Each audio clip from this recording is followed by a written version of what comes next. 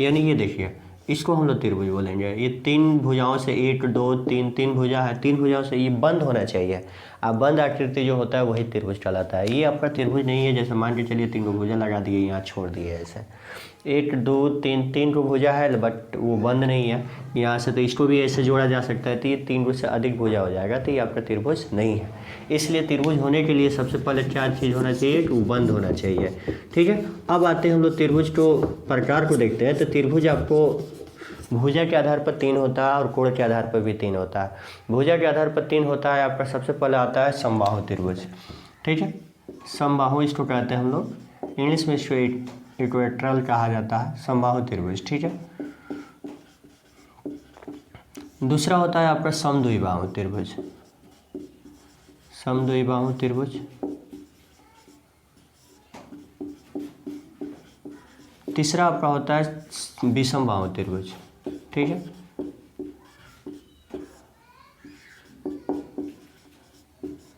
तो देखिए इसको हम लोग पढ़ रहे हैं भुजा के आधार पर। सबसे पहले भुजा के आधार पर क्लियर कर लेते हैं, फिर उसके बाद से हम लोग कोण के आधार पर जाएंगे, यानी एंगल के बेस पे। तो देखिए समबाहु त्रिभुज, नाम है इसका समबाहु। समबाहु का मतलब कि क्या होता है, समबाहु त्रिभुज। ठीक है, तो इसमें देखिए सम और बाहु है। सम मतलब होता है बराबर और बाहु मतलब भुज। सम मतलब समान यानी बराबर। ठीक है, अब भुज मतलब बाहु मतलब होते हैं भुजा उसका। तो जिस त्रिभुज की तीनों भुजा आपस में बराबर होती है इसको हम लोग समबाहु त्रिभुज कहते हैं। ठीक है, तो यानी कहने का मतलब ये हो गया कि जितना ये आपका है उतना ही इधर का ये होना चाहिए, उतना ही ये आपका ये होना चाहिए। ठीक है, ये तीनों साइड इक्वल होगा तो आपका ट्रायंगल होगा। ठीक है, ये आपका समबाहु त्रिभुज होगा। अब इसमें शीर्ष 3 होता है, ए हो गया, ये बी हो गया और सी हो गया। त्रिभुज में 3 भुजाएं होती है, 3 शीर्ष होता है, 3 एंगल होता है। ठीक है, इसको हम लोग एंगल कहते हैं। तो देखिए समबाहु त्रिभुज यही गुण होता है कि इसके तीनों भुजा आपस में बराबर होते हैं। जितना ये होगा, मान के चलिए 12 सेंटीमीटर ये है, तो 12 यह भी होगा और 12 आपका यह भी होगा। ठीक है, इक्वल होगा। उसके साथ साथ आपका एक और बात इसमें ये होता है कि इसमें इक्वल और भी होता है, वो आपका एंगल होता है। इसमें प्रत्येक एंगल भी बराबर होता है, एंगल यानी कोण। इसमें प्रत्येक कोण 60-60 डिग्री का होता है। आपको ये पता होगा कि त्रिभुज के तीनों कोणों का योग कितना होता है, 180 डिग्री होता है। तो 180 को 3 भाग में बराबर भागों में बांट दीजिए तो 60-60-60 हो जाएगा। ठीक है, तो समबाहु त्रिभुज ये गुण होता है कि प्रत्येक कोण 60-60 डिग्री का होगा और प्रत्येक भुजा एक दूसरे के तीसरे के बराबर होगा। 1 2 3 यानी तीनों भुजा आपस में बराबर होती है। यानी कहने का मतलब यहाँ ही यह है कि ए बी बराबर होगा आपका बी सी बराबर होगा ए सी। ठीक है, ए बी बराबर बी सी बराबर ए सी, तीनों एक दूसरे के बराबर होगा। उसके बाद एंगल भी, कोण ए बराबर कोण बी कोण सी बराबर ही आपका प्रत्येक कोण होगा कितने डिग्री का, 60 डिग्री का। ये होता है आपका समबाहु त्रिभुज। ठीक है, उसके बाद आता है हम लोग देखते हैं समद्विबाहु को। तो इसमें नाम दिया है आपका समद्विबाहु। ठीक है, समद्विबाहु। अब इसमें भी समझने की बात है, समझ जाइए, बस इसका नाम समझिए तो अपने आप से इसका परिभाषित कर सकते हैं। परिभाषा करने के लिए देखिए क्या होता है, इसमें लिखा है सम द्वि और बाहु। सम मतलब होता है समान यानी बराबर, द्वि मतलब 2। ठीक है, अब बाहु मतलब होता है आपका भुजा। तो जिस त्रिभुज की 2 भुजा आपस में बराबर होती है इसको हम लोग क्या कहते हैं, समद्विबाहु। यानी इसमें कहेगा आपका कि 2 भुजा आपस में बराबर होना चाहिए। आइए हम इस ट्रायंगल को देख लें, इस ट्रायंगल को देख लेते हैं। ये आपका हो गया, ये दोनों भुजा हम कर दिए बराबर, ये भुजा उसके बराबर नहीं है, दोनों के बराबर। तो ये आपका हो गया समद्विबाहु त्रिभुज, ये भुजा और ये भुजा। और इससे जो आसन कोण बनता है, समूह कोण, ये दोनों भी आपस में बराबर होते हैं। जितना ये होगा उतना ही ये होगा। ये कोण अलग हो सकता है। अब देखिए ए बी सी, तो जितना ये है उतना ही ये होगा, ये अलग है। इसको हम लोग बोलते हैं समद्विबाहु त्रिभुज। समद्विबाहु त्रिभुज में वैसा त्रिभुज जिसकी 2 भुजा आपस में बराबर होती है उससे समद्विबाहु त्रिभुज कहते हैं। इसका 2 कोण भी आपस में बराबर होते हैं। अब देखिए हो रहा क्या, तो इसमें हम कर सकते हैं ए बी बराबर ए सी, जितना ये उतना ये। ठीक है, उसके बाद कोण बी बराबर कोण सी। ठीक है, तो समद्विबाहु में ये आपका रूल आता है। समद्विबाहु में रूल ये आता है कि जिसका 2 भुजा आपस में बराबर हो, 2 कोण भी आपस में बराबर होते हैं, ये होता है आपका समद्विबाहु त्रिभुज। लास्ट आता है आपका विषमबाहु। तो विषमबाहु को देख लीजिए।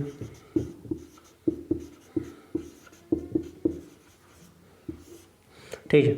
अब यहाँ आ गया विषम बाहु। विषम बाहु का मतलब होता है कि कोई सम नहीं होगा, विषम यानी कोई सम यानी कोई समान नहीं होगा।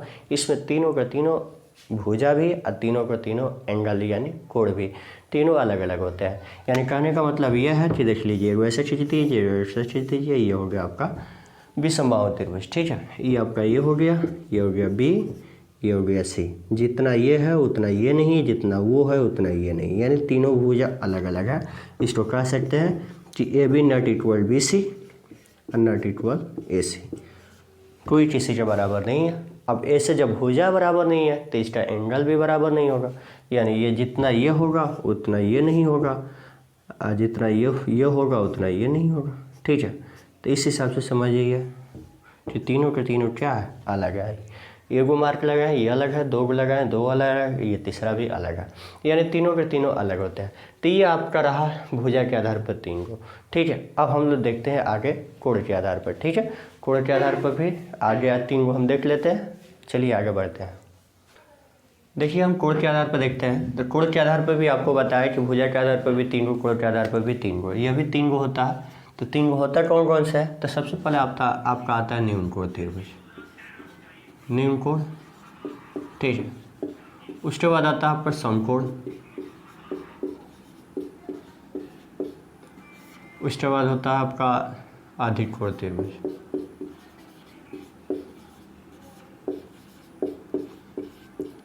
ये 1 2 और ये 3। तब यहाँ देखिए ट्रायंगल हम लोग तीन तीन 6 तरह के ट्रायंगल देख लिया। पहले तीन को देखे भुजा के आधार पर, समबाहु, समद्विबाहु, विषमबाहु। अब यहाँ हम लोग देख रहे हैं न्यून कोण, समकोण, अधिक कोण। तो न्यून कोण का मतलब यह होता है, इसमें यह कहता है कि वैसा कोण जो 90 डिग्री से छोटा हो, 0 से बड़ा हो सकता है, 90 से कम हो सकता है, ये आपका न्यून कोण होता है। ठीक है, तो यानी आपको हम यहाँ कहें कि बताइए कौन सा कोण है, 89। तो 89 ये आपका क्या है, न्यून कोण है। न्यून कोण इसको एब्ट्यूज एंगल भी बोला जाता है। तो देखिए 89 90 के पास में, 90 से कम है ना, तो ये आपका क्या हो जाएगा, न्यून कोण हो जाएगा। तो ये आपका न्यून कोण कहता है कि न्यून कोण त्रिभुज, इस त्रिभुज में आपका आता है। देखिए आप एक एक करके तीनों को देख लेते हैं। न्यून कोण में ये होता है कि इसमें प्रत्येक कोण 90 डिग्री से छोटा होना चाहिए, यानी आपका जो समबाहु त्रिभुज था वो आपके इसके अंदर आ सकता है, आता भी है। ठीक है, क्योंकि समबाहु त्रिभुज में प्रत्येक कोण 60 डिग्री का होता है, और 60 डिग्री क्या है, 90 डिग्री से कम है, तो वो आपका आता है न्यून कोण। ठीक है, इसको हम कर देते हैं 40 डिग्री, इसको कर दिए हम 60 डिग्री, और इसको कर दिए हम 80 डिग्री। तीनों को मिलाकर देखिए 180 होगा। ये 60 40 100 80 180, तीनों एंगल ऐड करके 180 होगा। और तीनों के तीनों देखिए 90 से कम है ना, तो ये आपका न्यून कोण त्रिभुज होता है। वैसा त्रिभुज जिसका प्रत्येक कोण 90 डिग्री से कम हो, इसको हम लोग कहते हैं न्यून कोण त्रिभुज। ठीक है, दूसरा का आता है आपका समकोण त्रिभुज। समकोण ये नहीं है, समकोण का मतलब होता है राइट एंगल। राइट एंगल का मतलब एक कोण 90 डिग्री का होना चाहिए। वैसा त्रिभुज जिसमें एक कोण 90 डिग्री का, राइट 90 का होना चाहिए। तो अब देखिए वो होता है आपका ये वाला। ठीक है, तो ये वाला आपका हो गया 90 डिग्री। इसको हम ए बी सी कर देते हैं, ए बी सी, यहाँ भी इसको कर दीजिए ए बी सी। तो ये देखिए आपका ये को 90 डिग्री हो गया। अब भले ये 45 हो या ना हो, इससे कोई मतलब नहीं है। ठीक है, क्योंकि 45 90 यह भी हो जाएगा, 90 180 हो जाएगा। तो इसका हम ये आपको कंफर्म नहीं बोल रहे कि 45 का ही है, ऐसा कोई बात नहीं है। ये 30 और 60 का भी हो सकता है। ठीक है, 40 और 50 का भी हो सकता है, तो अलग बात है वो, लेकिन एक 90 डिग्री का होना चाहिए। एक 90 का है तो वो आपका राइट एंगल, यानी ये हो जाएगा आपका समकोण त्रिभुज। ठीक है, अब उसके आगे बढ़ते हैं हम लोग अधिक कोण त्रिभुज देखते हैं।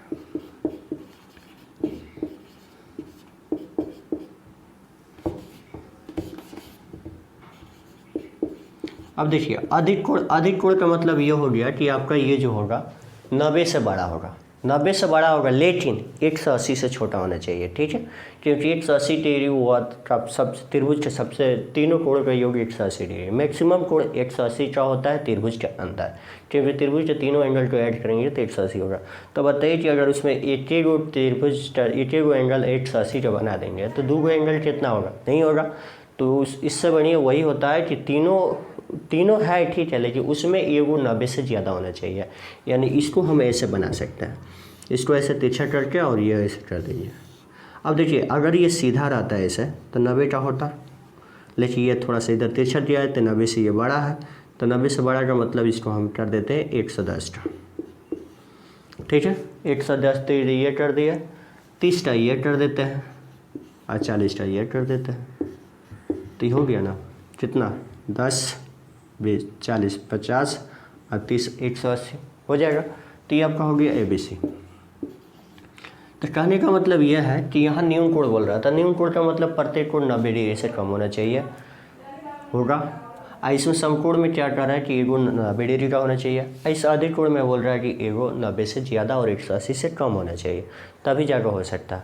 तो यहाँ पर 3 एंगल हम तीन एंगल बता दिए और 3 एंगल तीनों के अनुसार 3 6 त्रिभुज बता दिए। ठीक है, अब इसमें आते हैं कुछ फार्मूला को लेकर कुछ क्वेश्चन कैसे बनते हैं उसको आगे देख लेते हैं। तो सबसे पहले हम देखेंगे समबाहु त्रिभुज को, फिर उसमें एक आता है समकोण त्रिभुज, 2 ही प्रकार का फार्मूला यूज किया जाता है, उसको देख लेते हैं। आइए देखिए यहाँ देखते हैं हम लोग समबाहु त्रिभुज को। ठीक है, समबाहु त्रिभुज अभी बताया आपको कि समबाहु त्रिभुज क्या होता है, जिससे तीनों भुजा आपस में बराबर होती है। ठीक है, तो वो बता दिए, उसका परिभाषा बता दिए। अब यहाँ आते हैं कुछ इसके फार्मूला को लेकर कुछ क्वेश्चन एग्जाम में पूछे जाते हैं, उसको हम देख लेते हैं। तो हम आपको बताया पहले कि ये जो समबाहु त्रिभुज होता है इसके तीनों साइड एंगल तीनों बराबर होते हैं ना। तो ये आपका A हो गया, ये आपका B हो गया, C हो गया। ठीक है, तीनों बराबर है। तो इसका समबाहु त्रिभुज का क्षेत्रफल आपका आता है। अब देखिए बच्चे लोगों को सबसे ज़्यादा क्षेत्रफल यही याद रहता है 1/2 आधार गुणा ऊंचाई, लेकिन वो सब जगह यूज नहीं होता, जहाँ जैसा तो रहेगा उसके अनुसार यूज करेंगे। तो समबाहु त्रिभुज दिया है तो समबाहु त्रिभुज वाला फार्मूला यूज करेंगे। ठीक है, इसका क्षेत्रफल आपका फार्मूला होता है √3/4 भुजा स्क्वायर। ठीक है, यहाँ पर कर देंगे √3/4 भुजा स्क्वायर।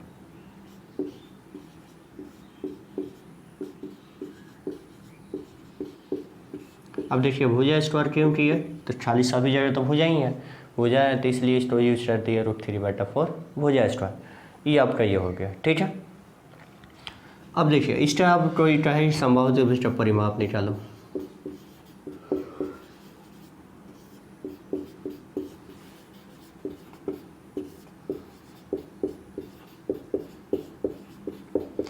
तो ये परिमाप में अब देखिए सबसे बड़ी बात ये होती है क्षेत्रफल और परिमाप में क्या अंतर है।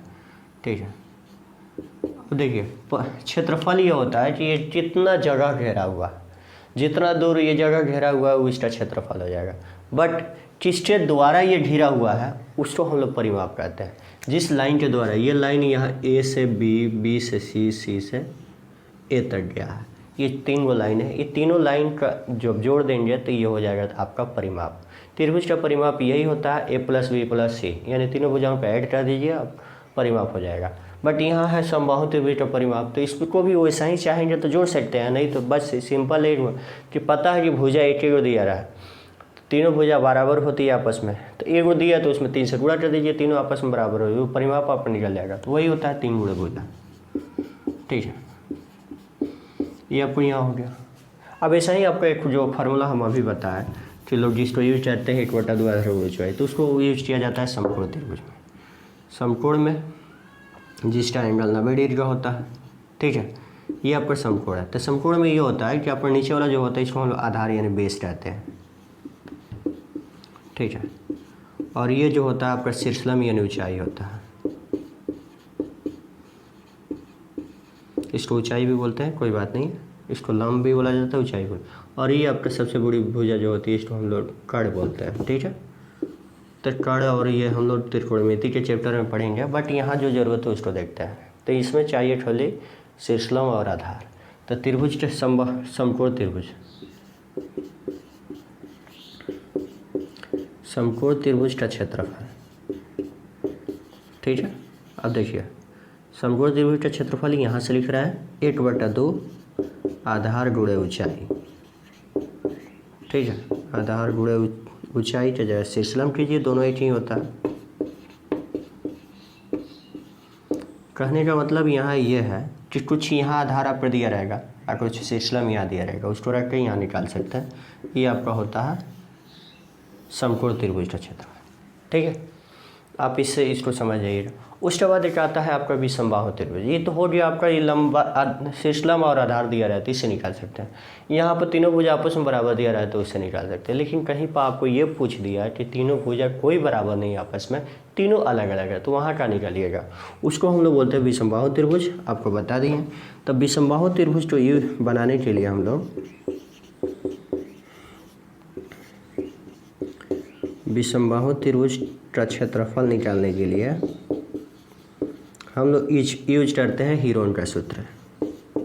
ठीक है, हीरोन का सूत्र यूज करते हैं हम लोग। हीरोन का सूत्र आपको पता होगा, under root s into s minus a s minus b s minus c, यह होता है आपका हीरोन का सूत्र। इसको यूज करते हैं हम लोग किसमें, विषमबाहु त्रिभुज, जिसके तीनों भुजा अलग अलग होती है, उसको इसमें यूज करेंगे, इसके अनुसार बनाएंगे।